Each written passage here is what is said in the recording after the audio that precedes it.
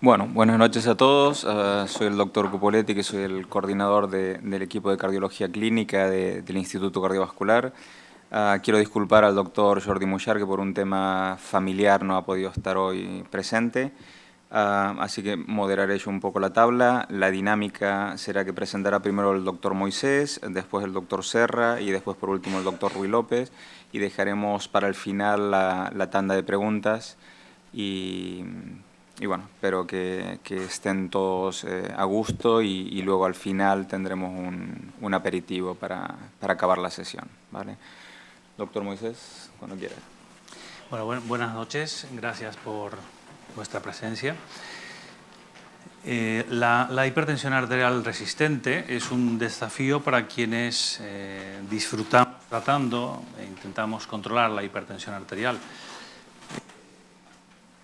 El tratamiento es esencialmente farmacológico y esa técnica tan novedosa como es la denervación renal pues ha supuesto una ruptura con lo clásico, y por eso decidimos formar la unidad de denervación renal, y hoy en día tenemos 7 casos, al cual voy a presentar. Es una causa de muerte elevada y en el mundo, como ya todos sabemos, y la prevalencia es de 1 de cada 3 personas. Y 1 de cada 3 personas, y la mitad están controlados. Es decir, existen hipertensos que están tratados, controlados, pero casi el 50% no está controlado. Y si aumenta la presión arterial 20 puntos de máxima o 10 de mínima, aumenta o duplica el riesgo de morbilidad, aumentando el riesgo de tener accidente vasculocerebral, infartos o enfermedad renal crónica. Antes que nada debemos hablar y decir que diferenciar lo que es la hipertensión arterial incontrolada con la hipertensión arterial resistente. La incontrolada es aquella que incluye todos los pacientes a dosis inadecuadas, una pobre adhesión al tratamiento que se le pauta. Y una hipertensión resistente es aquel que no tiene la presión arterial no controlada a pesar de tomar 3 fármacos o más, y uno de ellos es un diurético. La prevalencia en España es aproximadamente del 12% y se calcula que entre 70.000 y 140.000 pacientes son hipertensos resistentes. En la enfermedad cardiovascular no solamente tenemos que hacer mención, como todos sabemos, la parte cardiológica, donde favorece la arteriosclerosis, infartos, insuficiencia cardíaca, sino también a la afectación renal que pueda tener, inicialmente con proteinuria, que derivan generalmente en nefroangiosclerosis, con una enfermedad renal crónica terminal. Hay un elevado número de pacientes que están en diálisis por esta causa. Las cardiológicas, arritmias, fibrilaciones auriculares, insuficiencias cardíacas, y luego está la retinopatía hipertensiva y los accidentes vasculocerebral, enfermedad de pequeño vaso, que puede agravar pues, un proceso existente además. En el manejo de la hipertensión arterial tenemos primero cambio del estilo de vida. Ya todos sabemos esto, pues una dieta, la dieta, el ejercicio físico. La Sociedad Catalana de Hipertensión aconseja realizar gimnasia 40 minutos al día, 4 veces a la semana, dejar el hábito tabáquico y sobre todo dieta pobre en sal. En cuanto a medicación, sabemos que la polifarmacia es una de las bases y pilares del tratamiento de la hipertensión arterial. Tenemos los IECAs, que disminuyen la producción de angiotensina, los ARA2, que bloquean los receptores de angiotensina 1, los inhibidores de renina, los betabloqueantes, que también disminuyen la liberación de renina, los diuréticos, disminuyen la retención de agua, los bloqueantes de los canales cálcicos, que dilata las arterias y reduce la resistencia periférica, los alfa blockers, que bloquea los efectos vasoconstrictores de la noradrenalina, y los agentes de actividad central, que también disminuye la actividad simpática. Así pues, tenemos drogas que podemos combinarlas y a dosis efectivas pues se pueden lograr muchas cosas. Tenemos tratamientos que son fármacos que son potentes, asociaciones triple en una sola pastilla, que facilita el cumplimiento del paciente. Y posteriormente pues el tratamiento forma parte de los dispositivos, como es la denervación renal, que consiste en la denervación por radiofrecuencia de el sistema nervioso simpático, disminuir esta hiperactividad simpática renal mediante una técnica que es percutánea, por radiofrecuencia. Ya se hizo en el año 31, Smithwick practicó la primera simpatectomía porque él sostenía que el sistema nervioso simpático es catabólico y el parasimpático es anabólico, es decir, se hizo esta operación pero había muchos efectos secundarios. El sistema nervioso autónomo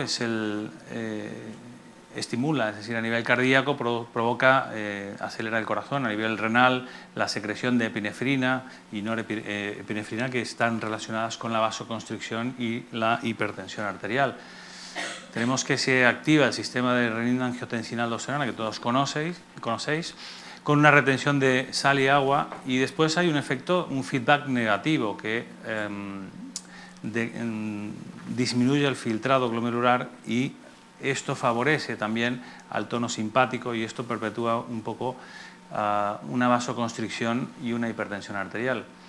La actividad simpática renal del nervio eferente es que a nivel renal pues produce la liberación de renina, angiotensina-aldosterona y una retención de sodio y disminuye el flujo renal. Y la actividad simpática del nervio aferente, el riñón como origen de estas señales, es que provoca finalmente un círculo vicioso y da hipertrofia ventricular, vasoconstricción, que favorece la arteriosclerosis y resistencia a la insulina, entre otras. La anatomía de los nervios. Bueno, los nervios simpáticos nacen de T10 y L2 y se ramifican alrededor de la arteria renal, principalmente se encuentran en la adventicia. ¿Qué es lo que pasa con una activación crónica de los nervios aferentes? Pues aquí es donde actúa la denervación renal. A nivel cardíaco sabemos que da una hipertrofia ventricular izquierda, puede dar complicaciones, arritmias, lipapneas, aumenta la resistencia a la insulina y esto puede conducir a una insuficiencia renal crónica. Cuando denervamos estamos anulando y rompiendo este círculo vicioso. Pues la denervación, el paciente ha de estar con una sedación, es un día de ingreso, se aplica por radiofrecuencia a través de una técnica percutánea que explicará el doctor Serra más adelante y esto lo que hace es interrumpir la señal. Hoy en día tenemos el catéter helicoidal, que es un catéter que con una sola aplicación puede denervar varios puntos. Que esto simplifica bastante, entonces reduce el tono simpático y se produce una reducción de la presión arterial.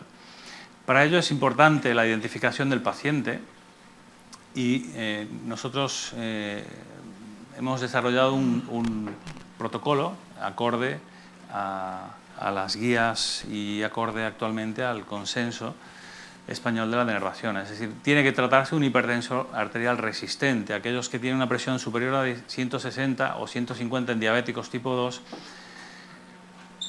con 3 visitas o la presión arterial mínima que ha de ser superior a 100 milímetros de mercurio. Tratamiento ha de ser con 4 fármacos o más, a dosis adecuadas y uno de ellos ha de ser un diurético y otro de ellos también antialdosterónico. Confirmar que es una hipertensión arterial verdadera mediante un mapa, descartar la hipertensión pseudoresistente o la hipertensión de bata blanca. El incumplimiento terapéutico es muy importante. Descartar sustancias presoras como fármacos simpático-miméticos, antiinflamatorios, esteroides, antidepresivos tricíclicos, entre otros. Y descartar causas secundarias. Evidentemente que se ha de descartar causas como el hiper o el hipotiroidismo, causas renales como la estenosis de la arteria renal o causas suprarrenales. Y es importante que las arterias renales han de tener un diámetro superior a 4 milímetros. Los criterios de exclusión, la diabetes tipo 1, alteraciones anatómicas renales o previa intervención, por ejemplo un stent, una angioplastia previa, pacientes con hipertensión de bata blanca, estenosis de la arteria renal o historia de infarto en los 6 últimos meses previo a la denervación, embarazo, la causa secundaria y marcapasos ODAI. En resumen, hoy en día tenemos 3 estudios importantes que es el Simplicity 1, Simplicity 2 y el 3, que es el que salió recientemente.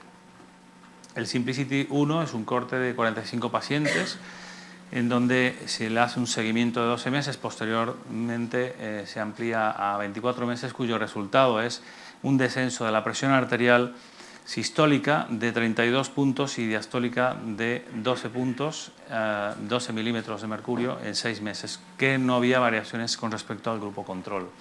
Posteriormente, el seguimiento que se publicó más tarde, a 3 años, la reducción se mantenía en 33 puntos y en 19 milímetros de mercurio de máxima y mínima respectivamente.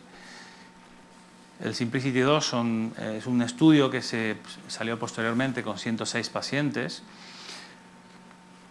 y viene a decir algo similar al Simplicity 1, que hay un descenso de 32 puntos y de 12 puntos de sistólica y diastólica respectivamente, y no había diferencias, y había diferencias, digamos, con respecto al grupo control.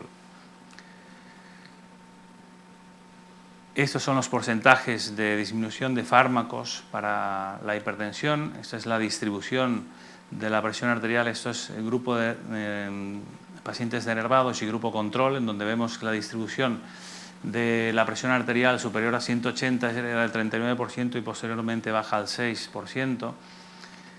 Y la seguridad es que es un procedimiento que tiene pocos efectos secundarios, un pseudoaneurisma, hipotensión arterial sintomática, un paciente, una infección de orina, parestesias y dolor lumbar resuelto con tratamiento sintomático. Nosotros, de los 7 casos, tuvimos un dolor lumbar que se resolvió con analgesia y un espasmo arterial al finalizar uno de los procedimientos.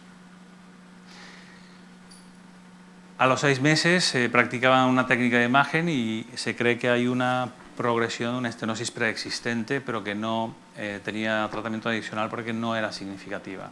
La función renal vemos en esta diapositiva que no se modifica, no empeora la función renal, y queríamos mostrar la casuística de 7 pacientes que tenemos en Centro Médico Tecnon, y que hemos seguido un protocolo, selección del paciente y de una manera, pues creemos que rigurosa.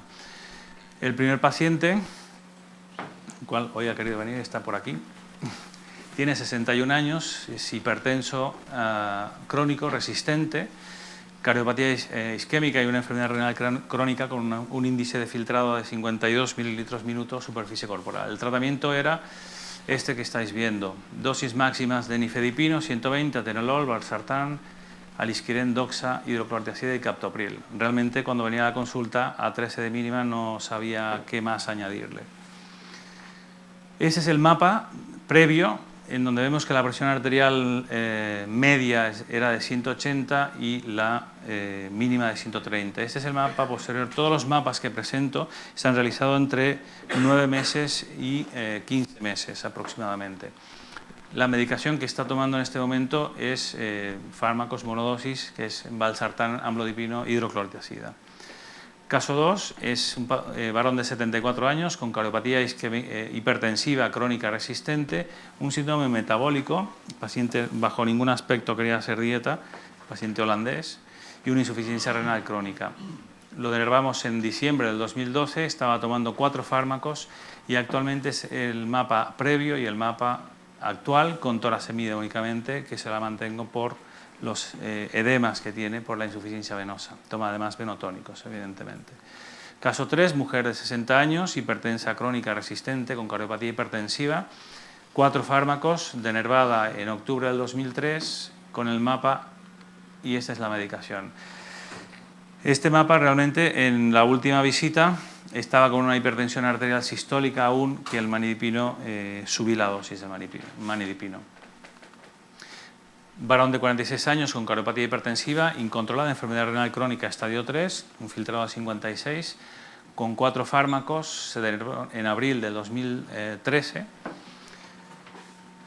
Y este es el resultado, un mapa que se hizo fuera. Vemos que en la presión arterial hay cambios significativos y en este momento está tomando 2 fármacos de 5 fármacos que tomaba previamente.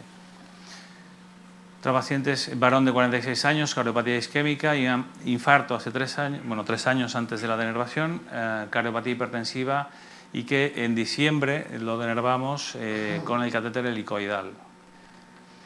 4 fármacos y actualmente todavía sigue hipertenso. Esto son 7 meses, 7-8 meses, y siempre nosotros al menos la experiencia nuestra, vemos que al año es cuando más notamos la diferencia. Este es otro paciente de 52 años, con una miocardiopatía hipertrófica. Es un paciente inglés que lo trajo al departamento internacional.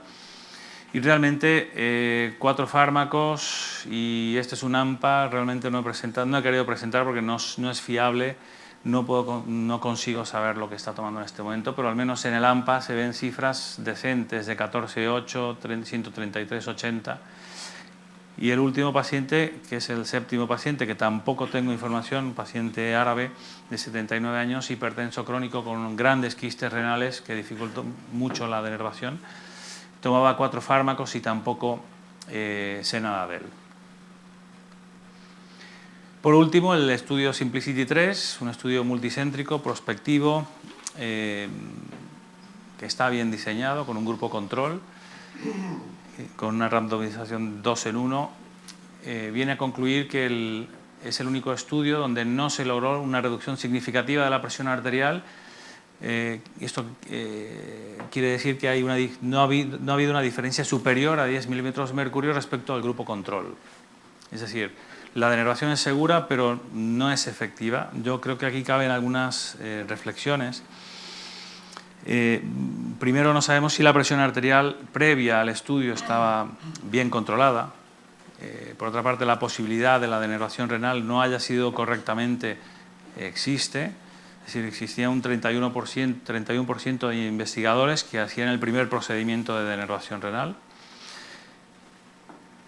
Y después el grupo control era sometido a una arteriografía sin denervación y se vio descensos de la presión arterial en el mapa. Entonces, cuando la arteriografía no tiene efecto sobre la disminución de la presión arterial. En resumen, creemos que la clave de la patogénesis de la hipertensión arterial es el papel de los riñones y los nervios simpáticos en el desarrollo de la progresión de la hipertensión arterial está establecida. Existe una actividad simpática aumentada en los riñones en pacientes con hipertensión arterial esencial. La mayoría de los pacientes con hipertensión existente sin causa secundaria identificable tienen hiperactividad simpática. Y dada la importancia de los nervios simpáticos renales en el control de la presión arterial, la denervación tanto de vías aferentes como eferentes parece una estrategia importante para el tratamiento de la hipertensión, porque previene y retrasa la enfermedad renal crónica, reduce el riesgo de futuros eventos. Si bajamos 10 puntos la presión arterial, estamos disminuyendo 56% de un riesgo de OBC y un 37% del riesgo de enfermedad coronaria. Por último, creemos que la correcta selección del paciente junto a una buena técnica de denervación renal mejoran la hipertensión arterial resistente al tratamiento. Y nada más. Muchas gracias.